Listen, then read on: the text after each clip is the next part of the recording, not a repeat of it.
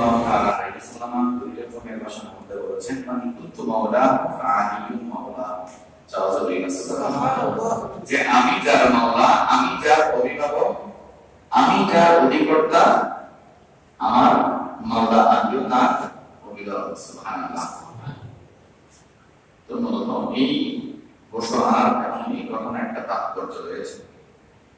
তাহলে সুন্নাত ওয়াল জামাতের আকীদা হচ্ছে যে এটা হচ্ছে মূলত মাওলায়ে কায়নাত নবীর মুমিন মাওলা রাদিয়াল্লাহু তাআলা মর্যাদা এবং সম্মান ভালোবাসা সম্পর্কে একটি ঘোষণা জাওয়াজাতুল নাসবা।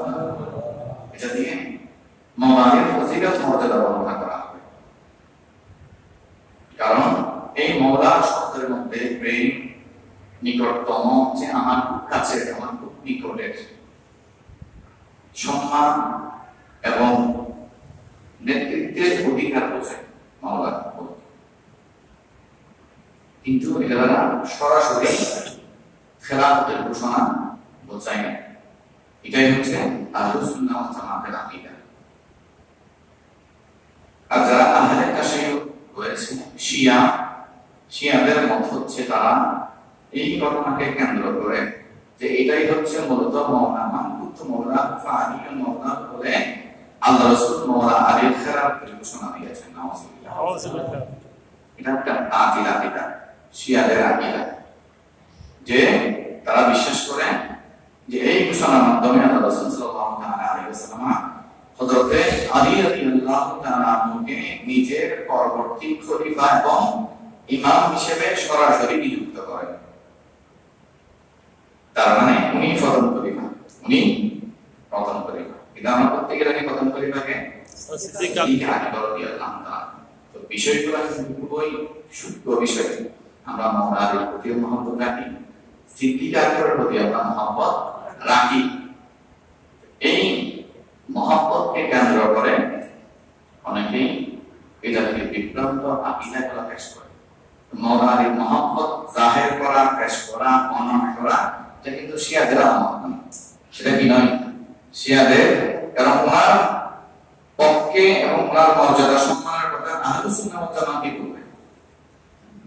কিন্তু ওনার মহব্বতের ভালোবাসার সম্মানের মর্যাদার ফজিলতের কথা বলে সাহাবী বিদ্বেষী আকীদা পোষণ করা, মানুষের মাঝে সাহাবী বিদ্বেষী আকীদা পেশ করা, এটাই হচ্ছে শিয়াদের আমল। এটা কাদের আমল? শিয়াদের। মাওলা আলী কারণ 18 জিলহজ এটা ঐতিহাসিক ঘটনা। উসমান ইবনে নুরাইন রাদিয়াল্লাহু তাআলা শাহাদাত দিবস। আর এই দিনে শিয়ারা ঈদে গদির পালন করে। জাওয়াজের নামাজ।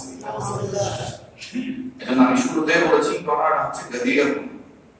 এই দুটো শব্দ বাড়িয়েছে কি ঈদে গদির, কারণ তারা ওই দিন অভিষেক পালন করে যে এই দিন মাওলা আলীকে কি দেওয়া হয়েছে, খেলাফত দেওয়া হয়েছে। এজন্য তারা ঈদে গদির পালন করে এবং মাওলা আলীর শানে প্রায় 12 লক্ষ হাদিস কি করেছে, নকল করেছে।